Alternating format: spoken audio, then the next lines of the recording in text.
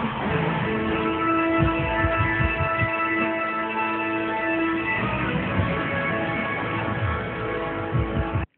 êtes de plus en plus nombreux à vous informer sur l'évasion Guinée. Mesdames et messieurs, bonsoir et bienvenue dans cette grande édition d'information dont voici les titres. La violence faite aux femmes au cœur de la célébration de la Journée internationale des femmes. Ce 8 mars 2013, les plaidoyers sont menés par les Nations Unies sous le thème « Une promesse est une promesse ». Il est temps de passer à l'action pour mettre fin à la violence à l'égard des femmes. Vous aurez plus de détails au cours de cette édition. Du beau monde sur la route Le Prince cet après-midi, cette fois pas pour manifester, mais pour enterrer les victimes de la marche du 27 février dernier. Les funérailles se sont déroulées sur fond de compassion. Et puis l'appel du Goa semble être entendu aujourd'hui. Les activités ont timidement repris au grand marché de Madina. Toutefois, le lieu est encore cicatrisé après les émeutes de ces derniers jours. Beaucoup de commerçants sont allés trouver leur place ravagée. Les échos, c'est tout à l'heure.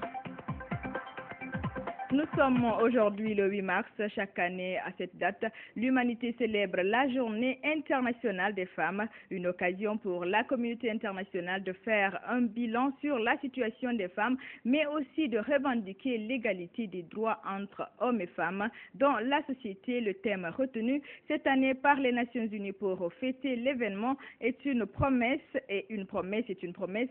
Il est temps de passer à l'action pour mettre fin à la violence à l'égard des femmes. En Guinée, cette journée sera célébrée en différé et hier, la première dame de la République s'est adressée aux femmes dans une déclaration. Nous vous proposons de suivre Hadja Kondé Djenekaba. Femmes de Guinée, chers compatriotes, jour anniversaire du 8 mars, Journée internationale de la femme, j'ai saisi l'opportunité pour souhaiter bonne fête à toutes les femmes de Guinée.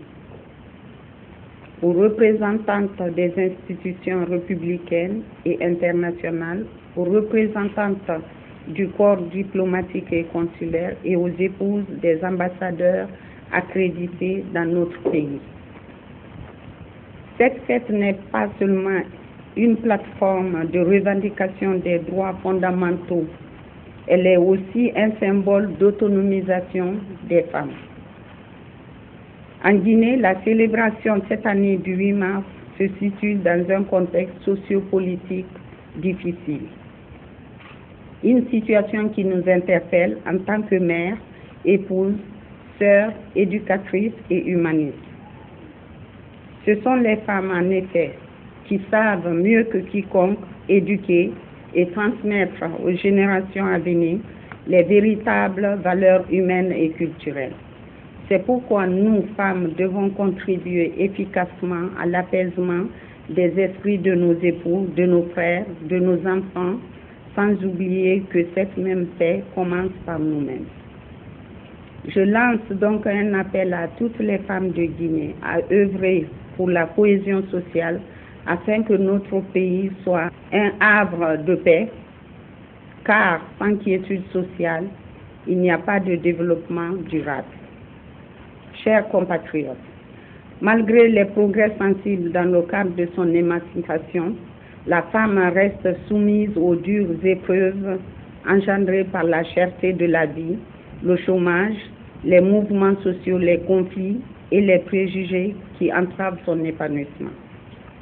C'est pourquoi le thème retenu cette année est « Promesse pour promesse, il est temps de passer à l'action ». Ce thème vient à point nommé pour que les pouvoirs publics, les institutions internationales soient plus attentifs à la situation de la femme dans nos États. La femme doit être plus présente dans les instances de décision, dans le débat démocratique, la culture de la paix et le développement socio-économique. En Guinée, le leadership féminin est le thème adopté par les autorités. Ce sujet s'inscrit dans la dynamique du programme de changement du président de la République et de son gouvernement en faveur des femmes. Cela s'est matérialisé par la mise en place de crédits revolving pour les groupements féminins gérés par les microfinances. Ce leadership ne peut se réaliser que dans un climat de paix et de quiétude sociale. femmes de Guinée. Il est important pour nous de nous engager davantage pour la concorde nationale entre toutes les filles et fils de notre pays. Nous devons attirer l'attention des autorités à tous les niveaux, des partenaires et amis de la Guinée à promouvoir la paix et encore la paix. La population a besoin aujourd'hui de notre soutien, de notre solidarité et de notre détermination pour une Guinée unie et prospère. Vive les femmes, vive la paix et l'unité nationale. Bonne fête à toutes. Et parlant toujours de cette journée du 8 mars, les Nations Unies se disent engagées dans la voie du respect des droits de la femme. L'organisation internationale a fait dans ce sens une déclaration traduite en Guinée par la représentante du UNFPA, enfin j'y arrive, un même engagement contenu dans le message de la ministre des Affaires sociales, de la promotion féminine et de l'enfance, Sarah Kamara, nous fait le point. Les femmes à l'honneur. Officialisée par les Nations Unies en 1977, la Journée internationale des femmes trouve son origine dans la lutte des ouvrières et suffragettes au début du XXe siècle aux États-Unis. Ce, pour réclamer de meilleures conditions de travail et de droit de vote. Depuis, cette date est devenue une journée de manifestation à travers le monde. Le 8 mars permet de faire des plaidoyers auprès des décideurs politiques en vue de la participation et l'émancipation de la femme, d'où la pertinence du thème choisi cette année par les Nations Unies, à savoir une promesse est une promesse, il est temps d'agir pour mettre fin aux violences faites à l'égard des femmes. La violence sexiste demeure une préoccupation majeure en matière de santé et de droits fondamentaux et le développement humain est irréalisable tant que femmes et filles continuent de souffrir de la violence ou vivent dans la crainte d'en être victimes. Dans le monde entier, des millions de femmes et de filles sont exposées à toutes les formes de violence, notamment le viol, la violence exercée par leurs partenaires. Toutes ces conséquences peuvent être fatales. En tant que membres de la communauté mondiale, nous avons l'obligation de veiller à ce que ces violations des droits fondamentaux prennent fin. Profitant de cette occasion, le ministère en charge des questions féminines s'engage à tout mettre en œuvre pour que le thème de cette année soit une réalité. Le choix de ce thème évocateur découle d'un constat qui révèle que tous les problèmes auxquels les femmes sont confrontées tirent leur origine dans la persistance des inégalités sexo-spécifiques dont les racines sont profondément ancrées dans les construits sociaux. En adhérant aux conventions et instruments juridiques internationaux de protection et promotion des droits des femmes, le gouvernement guinéen manifeste clairement sa volonté d'éliminer toutes les contraintes qui pèsent lourdement sur les femmes et les filles. Des femmes combatives qui triment pour joindre les deux bouts en assurant l'éducation des enfants sont toujours à l'œuvre. En cette journée du 8 mars, elles méritent plus d'attention dans nos sociétés. Il n'est un secret pour personne, bon nombre de femmes vivent dans des conditions très précaires. Pour inverser cette tendance, plusieurs femmes ont opté pour l'entrepreneuriat et la politique pour, disent-elles, réclamer leurs droits et occuper une place honorable dans la société guinéenne, notamment à des postes de décision. Suivez ce grand reportage de Adjira Touba.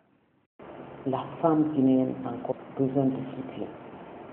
Ce n'est pas en offrant tout le temps des sommes. Ce n'est pas ça la solution. Avant tout, il faut savoir les organiser. Comme le dit ce proverbe chinois, au lieu de donner du poisson à quelqu'un, faut lui apprendre à le pêcher. Un soutien que des femmes ont décidé d'apporter à leurs sœurs en s'engageant l'une dans la politique et l'autre dans l'entrepreneuriat. Un plus qui s'ajoute à leur carrière de médecin.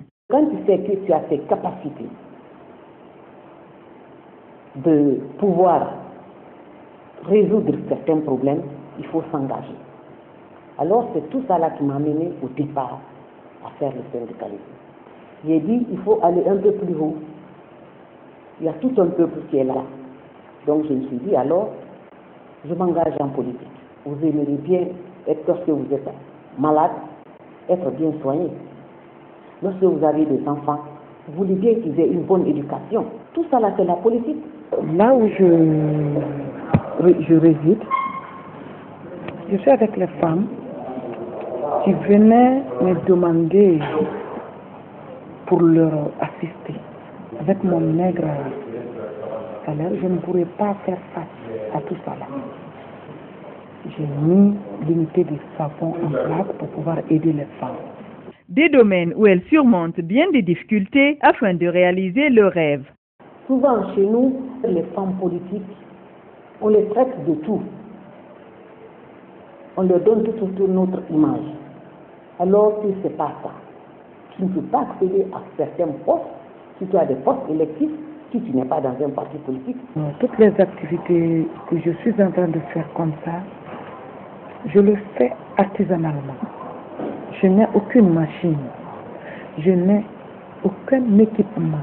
Je fais tout à la main. Je suis déterminée à affronter n'importe quelle difficulté. Ça ne me dérangera pas de continuer. Préoccupée par la situation sociopolitique du pays, elle demande aux femmes de prendre leurs responsabilités. Il vaut mieux prévenir que guérir. Je crois que si on s'était assis avant, tous ces morts-là ne seront pas morts. Il faut accepter de dialoguer. Il faut accepter ces contradictions. Peuple de Guinée, retrouvons-nous, donnons-nous la main pour qu'on puisse traverser cette crise-là. La Guinée en a besoin. Il faut que nous, les femmes, nous arrivons à maintenir la paix.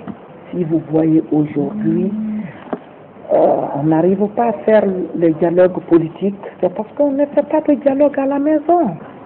La femme ne peut pas dire qu'il ne peut pas sensibiliser son mari, c'est pas possible. Cet autre adage ne dit-il pas que tout ce que femme veut, Dieu le veut? Aider la femme, c'est aider la nation, souligne ces dernières. Plus elles seront épanouies, mieux le pays se portera. À la faveur de cette journée internationale des femmes, l'épouse du Premier ministre avec ses sœurs de l'Alliance des Églises et Missions évangéliques de Guinée a organisé ce vendredi une cérémonie de prière pour la paix et la consolidation de l'unité nationale, comme rendu Fanta Conté. Le 8 mars de chaque année, qui symbolise la fête internationale de la femme, est une occasion d'attirer l'attention des décideurs politiques sur les conditions de vie et de travail des femmes. En Guinée, cette journée placée sous le thème « Le leadership féminin » a été mise à profit par l'épouse du Premier ministre et ses sœurs de l'Alliance des Églises et Missions évangéliques de Guinée de faire des prières pour le retour au calme, la consolidation du tissu social et la paix, gage certain d'un développement durable. Aujourd'hui, c'est la fête des femmes. Nous avons préféré choisir cette date pour aussi être devant notre Seigneur, pour prier Dieu, pour demander à Dieu que nous sommes là. Puisque dans sa parole, il a dit « Demandez et vous recevrez », nous avons demandé au nom de Jésus-Christ la paix pour que nous puissions vraiment recevoir la paix dans notre pays. Nous savons que Dieu, en tout premier lieu, c'est lui qui a fait la Guinée, qui a créé la Guinée. Donc, il est important que s'il y a des situations qui prévalent dans la nation et qui sont des situations qui laissent à désirer, des situations de tension, que nous allions devant lui et que nous prions afin qu'il puisse nous exaucer et ramener la paix. Cette cérémonie de prière visait également à implorer le Tout-Puissant Allah afin qu'il puisse répandre sa miséricorde sur la Guinée en cette période critique de son histoire. Nous demandons au peuple de Guinée de garder la paix, se donner la main. Nous sommes tous issus de cette nation. Dieu a bien voulu que nous naissions guinéens. Et nous sommes des frères, nous sommes des sœurs. Et nous n'avons rien à gagner dans la division. Les femmes baromètres de la société ont toujours été des pacificatrices en temps de crise. C'est consciente de ce rôle combien noble que ces femmes de l'Alliance des Églises et Missions évangéliques de Guinée n'ont pas manqué de faire des prières pour le chef de l'État, le professeur Alpha Condé, et son gouvernement pour la réussite de leur mission, celle de l'édification d'une Guinée nouvelle, paisible et prospère. L'actualité sur un même plan des vivres et des médicaments pour 2 orphelinats de Conakry. C'est un don des travailleuses d'Ecobank sous la tutelle de la direction générale de cette institution bancaire. Elles entendent par ce geste reconnaître les efforts de ces centres dans la prise en charge de l'encadrement des enfants vulnérables. Un don pour célébrer la fête de la femme comme rendu Aminata Diallo. Le 8 mars, fête internationale des femmes a été célébrée ce vendredi à travers le monde entier. En Guinée, les femmes de la Banque panafricaine Ecobank ne sont pas restées en marge de l'événement. Elles ont aussi célébré cette fête à leur manière. Ces femmes ont profité de cette opportunité pour faire des dons aux enfants déshérités de deux orphelinats différents de la capitale. Le centre Bon Samaritain à Bambeto a bénéficié d'un don composé des sacs de riz, de sucre, des cartons de lait, des bidons d'huile, des cartons de savon et des médicaments. Le responsable de cet orphelinat s'est dû réconforter à plus d'un titre. Nous sommes dépassés de joie parce que depuis que ce centre existe, c'est la première structure qui nous envoie une assistance aussi considérable que ce que nous avons devant nous ici, avec Ecobank. Du centre Bon Samaritain, elles se sont rendues dans un autre orphelinat. Ici, ces femmes ont été reçues dans une ambiance festive par les enfants de l'orphelinat Good is Love dans le quartier Kaporo Centre. Le fondateur a énuméré quelques difficultés auxquelles est confronté le centre avant de remercier les femmes d'Ecobank pour ce geste qu'il qualifie d'humanitaire. Ce deuxième centre a reçu un don composé de matériel scolaire, des vivres et des médicaments. J'ai beaucoup fait et payé tous les professeurs là, c'est pas facile. Aller dans les supermarchés, trouver des manger pour donner à les enfants. On n'est pas des aides dans le pays et nous a cherché dans plusieurs maisons. Je remercie les donateurs comme Ecobank. Que Dieu vous bénisse et que Dieu bénisse la Guinée. C'est le deuxième orphelinat qu'on visite ce matin. On a dit aux responsables que nous, les dames d'Ecobank, prennent l'école en charge. Quand je dis en charge, on veut marrainer les enfants. On n'a rien, c'est vrai, mais nous vous promettons qu'on va partager nos peines ensemble. Toujours dans l'ambiance de cette fête féminine, toutes en uniforme, elles ont formulé des messages de bonne fête à l'endroit des femmes de Guinée et leurs sœurs du monde. Meɗen welti hande ɗen weltani rewɓe ɓen fof vraiment bonne fête to ñagañaga logoyenara to guinéral uluñi mo ñalaginginana muse so moga para Ecobank direction nglila moga fa dumi rebu liñe kukkoyne parce que niya a yene ko kele do fête bakli donc kuka direction mama boy de fait ko kuka tenu lele lawñe donc de hala bu kala ñekele du mama du sega Nia pas bulpligé mais pour qu'à bonne fête souhaiter du crédit. Quand on n'a pas qu'à maman kassaga. Niye Nathalie le dit. Ambara doit ou ken na jamananya kado ou ken na mansanya kado ou ken musol benye. La cérémonie a pris fin par la visite de quelques agences d'Ecobank où le 8 mars a été fêté dans la gaieté. Comme annoncé, les victimes de la marche organisée par l'opposition le 27 février dernier ont regagné ce vendredi leur dernière demeure au cimetière de Bambeto. Responsables, militants et sympathisants ont rendu un dernier hommage aux 9 civils qui ont perdu la vie lors des violences qui ont émaillé la dite marche, comme rendu Valiki Lavogui. Les militants de l'aile dure de l'opposition qui ont trouvé la mort pendant et après la marche du 27 février ont regagné ce vendredi leur dernière demeure. Les 9 corps ont été exposés à la mosquée Faisal où une prière a été dite par le premier imam. Des centaines de militants ont envahi la route Le Prince. Ils se sont fortement mobilisés pour rendre un dernier hommage aux personnes qui ont péri lors de la marche du 27 février dernier. À bord des voitures, sur des motos ou à pied, les leaders de l'ADP, du collectif du CDR et leurs militants ont exprimé leur attachement aux 9 personnes dont les cercueils ont été transportés dans une atmosphère pathétique. Au siège du RPG Arc-en-Ciel, les pleurs ont cédé place à la colère. Certains manifestants surexcités scandent des slogans hostiles aux forces de sécurité. Un climat d'ambiance surchauffé qui s'est soldé par des jets de pierre et des gaz lacrymogènes. Au cimetière de Bambeto, le chef de file de l'opposition, Cellou Dalein Diallo, s'est adressé à ses militants. Il faut que nous soyons toujours déterminés. Il faut qu'on comprenne qu'on ne peut pas nous intimider. Ce n'est pas parce qu'il a tué une personne. Nous avons perdu 22 de nos compatriotes depuis qu'il est au pouvoir. Cela ne nous décourage pas, nous allons continuer le combat jusqu'à ce que notre... Dans le cortège, sous le feu de l'émotion, certains leaders de l'ADP, du collectif et du CDR se disent déterminés à poursuivre leur combat politique.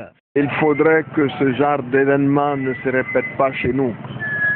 Les manifestations ne doivent pas se terminer de cette manière.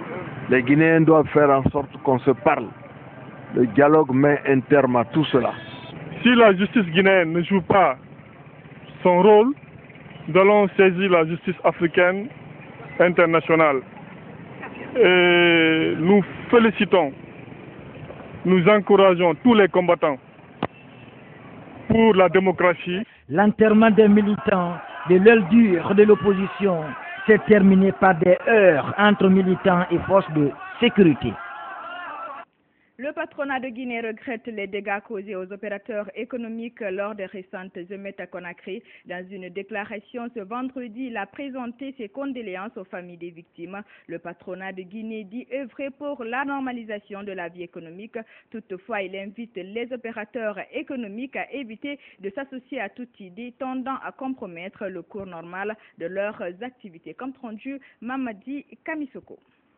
C'est par une minute de silence que le président du patronat de Guinée a fait observer avant de démarrer sa déclaration. En effet, l'organisation vient de subir un coup dur suite au décès de Adja Oumil Kiramimba, ancienne vice-présidente du PAG. Ismaël Keïta a ensuite déploré les dégâts causés aux opérateurs économiques lors des récentes émeutes et présenté ses condoléances aux familles des victimes. Le patronat de Guinée exprime sa détermination à normaliser la vie économique. Le patronat de Guinée, structure apolitique regroupant des opérateurs économiques de tous les secteurs d'activité, tient à exprimer ici toute sa désolation et sa détermination à contribuer à la normalisation de la vie économique dans l'ultime dessein de participer à l'essor de notre économie. Notre pays, ayant opté pour le libéralisme économique, se doit d'offrir à toutes les composantes de notre société la garantie de la manifestation de leur liberté d'entreprendre. En rappelant aux politiques la nécessité d'œuvrer pour la paix et à contribuer à résorber le chômage des jeunes, le PAG demande aux opérateurs économiques d'éviter de s'associer à toute idée tendant à compromettre le cours normal de leurs activités. Il est impérieux d'attirer l'attention des opérateurs économiques guinéens. Face aux difficultés qu'offre notre jeune et fragile économie, de s'abstenir à s'associer à toute organisation qui est de nature à compromettre le cours normal de leurs activités.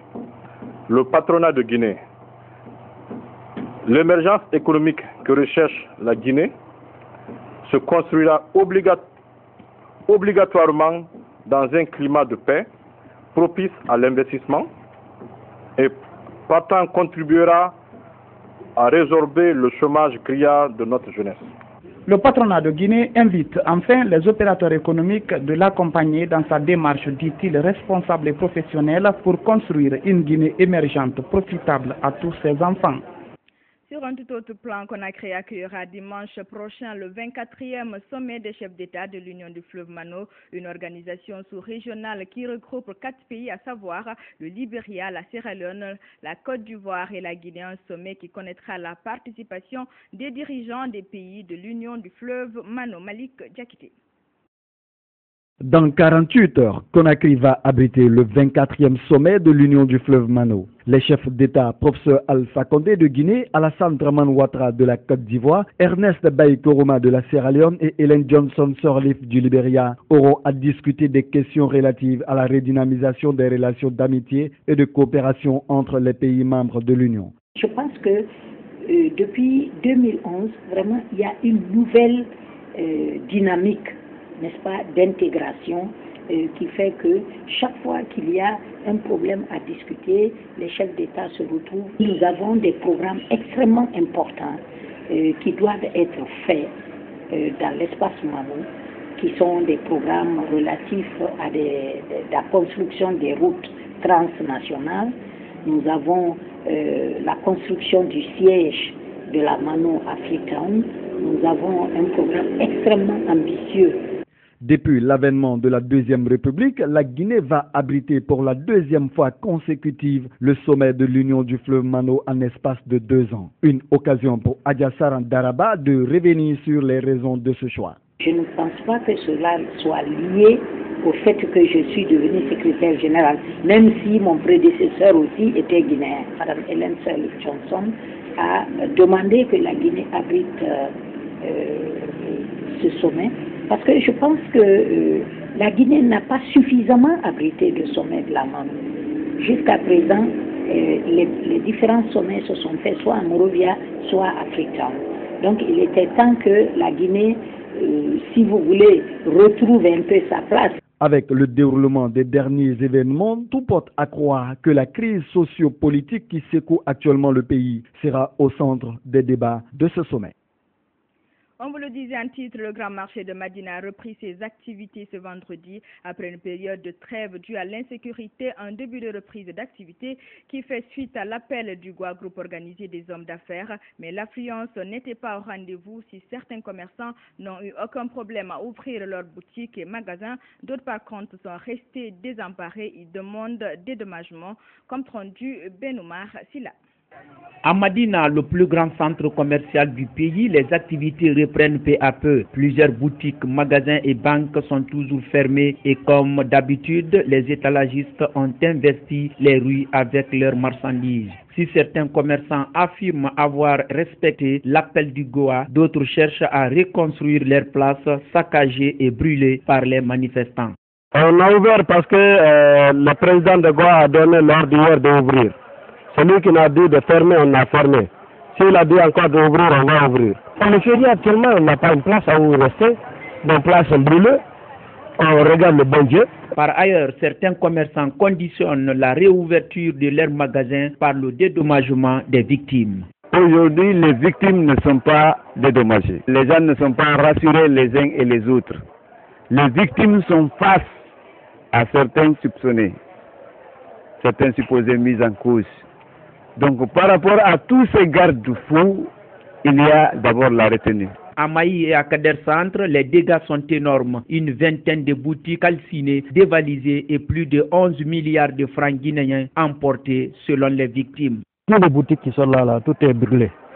Ça s'estime dans les 300 et quelques millions comme ça. Là. On a perdu tout ce qu'on a aujourd'hui.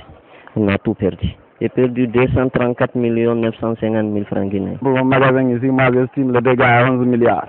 Pour mettre fin à de telles situations provoquées par une crise politique tendue, les responsables des centres commerciaux de Madina appellent les autorités et l'opposition à l'entente. On a très peur, on est inquiet pour la Guinée. Nous souhaitons qu'il y ait une entente entre tout le monde. Nous sommes des Guinéens et nous avons une seule Guinée. L'engagement de l'État à mettre en place une commission d'évaluation des pertes subies par les victimes ne semble pas rassurer certains commerçants. Un reportage de Benoumar Silla. Dans l'actualité, la Guinée sera présente en France à l'occasion du Salon international du tourisme dénommé Le Monde à Paris du 21 au 24 mars prochain. Un salon durant lequel une journée sera consacrée essentiellement au secteur du tourisme en Guinée le 22 mars pour informer les hommes de médias sur les préparatifs de la participation de la Guinée et les dispositions prises par le département du tourisme. Le ministre était ce vendredi face à la presse. Plus de précisions avec Alpha Omar Barry. Placé par le chef de l'État parmi les 5 secteurs prioritaires pour cette année 2013, le secteur du tourisme guinéen bat de l'aile. Ce secteur, s'il est bien structuré et bien développé, peut être un sérieux pourvoyeur de l'économie nationale. Pour autant, il reste confronté à de sérieux problèmes. Force est de reconnaître que notre pays a mis un grand retard par rapport à ses voisins dans la mise en valeur de ces immenses ressources touristiques. Aujourd'hui, la capacité hôtelière de la Guinée est d'environ 370 établissements, toutes catégories confondues. Pour inverser cette tendance, le nouveau ministre du Tourisme entend tout mettre en œuvre pour insuffler une nouvelle dynamique à son département. D'ailleurs, pour matérialiser cette volonté, une journée du tourisme consacrée à la Guinée sera organisée le 22 mars prochain à Paris à l'occasion du Salon international du tourisme. Ce sera un point de départ important pour la nouvelle politique touristique de notre pays. Et ce ne sera pas le seul événement. Cette année, nous allons tout faire pour être à tous les événements mondiaux où l'on voudra parler de tourisme, d'artisanat, d'hôtellerie, pour dire à tout le monde que nous avons ce qu'ils ont besoin de rechercher ailleurs. Par ailleurs, compte tenu du potentiel touristique dont dispose la Guinée, le ministre du Tourisme, de l'Hôtellerie et de l'Artisanat estime que le pays n'a rien à envier aux autres pays touristiques du monde. Pour le Séni Camara, c'est le moment et le lieu de vendre la destination Guinée. Vous avez 4 régions naturelles avec 4 climats différents, avec 4 cultures différentes. Vous englobez toute la sous-région. Le tourisme peut apporter plus que les mines, selon le ministre. Il suffit juste de viabiliser les sites touristiques. Des questions-réponses sur la participation de la Guinée au Salon international du tourisme en France ont mis fin à la rencontre. Politique dans cette édition avec cette cérémonie de signature d'alliance entre le Parti de l'Unité et du Progrès PUP et l'Union pour la démocratie et le développement UGDD. Elle a réuni au siège de l'ancien parti au pouvoir les représentants des 2 formations politiques et des militants et sympathisants Aboubakar Arafan Kamara. Le Comité national des femmes, les représentants des 2 partis basés à Conakry à l'intérieur du pays étaient tous présents à cette rencontre. Prenant la parole, le président du Parti de l'Unité du Progrès dira que cette cérémonie de signature est un tournant important dans la vie du PUP et de son allié l'UGDD. Nous nous retrouvons ce matin en partis politiques, 2 partis politiques, l'UGDD et le PUP, qui ont décidé de mettre leurs efforts, leurs initiatives en commun pour pouvoir faire prospérer la démocratie participative. Nous devons dire en tant que président du Parti de l'Unité et du Progrès que c'est un grand moment décisif qu'il faut saisir et qu'il faut accompagner avec le maximum d'énergie. Le secrétaire général de l'Union guinéenne pour la démocratie et le développement, quant à lui, a rendu un vibrant hommage au feu président Lansana Conté pour les services rendus à la Guinée. À l'âge très jeune, le général Lansana Conté a choisi de défendre la paix. Il est rentré dans l'armée, qu'on disait qu'il n'avait pas de mérite. Mais voilà qu'il nous a fait traverser l'étape sécurée de façon pacifique.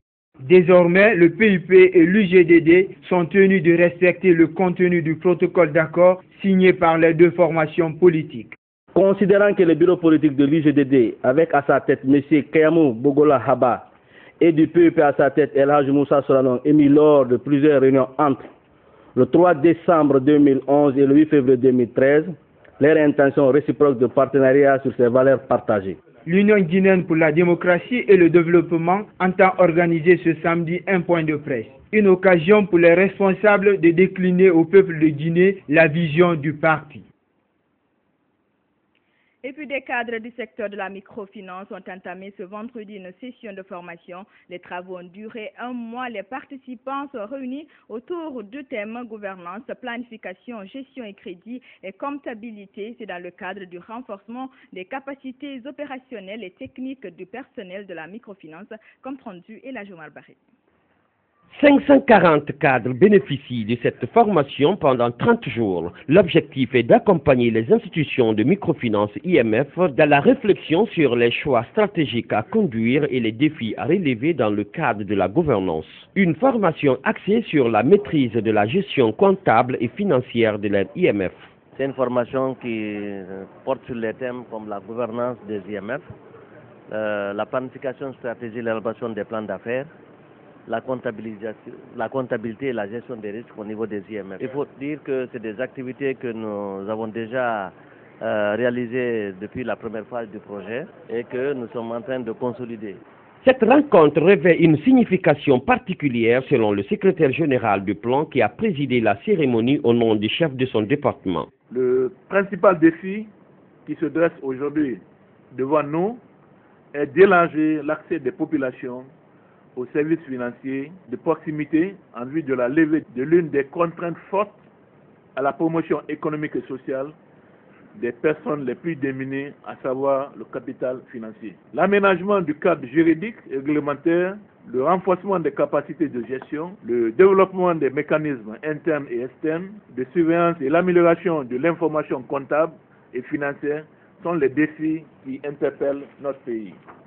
4 modules principaux seront passés au peigne fin pour ces acteurs de la microfinance.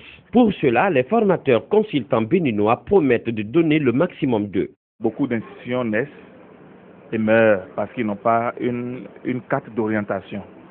Généralement, les institutions ont des plans de développement demandés par les bailleurs de fonds Et une fois les subventions reçues, ces plans de développement restent dans les casiers.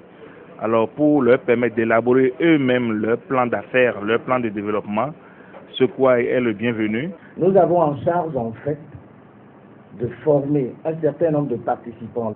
Le premier module, c'est de la comptabilité, qui vont nous permettre de faire de la prise en charge des pièces comptables jusqu'à l'établissement des états financiers. Le secrétaire général du ministère du Plan, pour terminer, a invité les acteurs de la microfinance à être assidus, attentifs et surtout à faire bon usage des formations reçues. C'était le Mandela Joumar Bari, met fin à cette édition d'information. Merci à tous de l'avoir suivi. L'information, c'est aussi notre site web www.groupeevasionguinée.info. Bonsoir, où que vous soyez.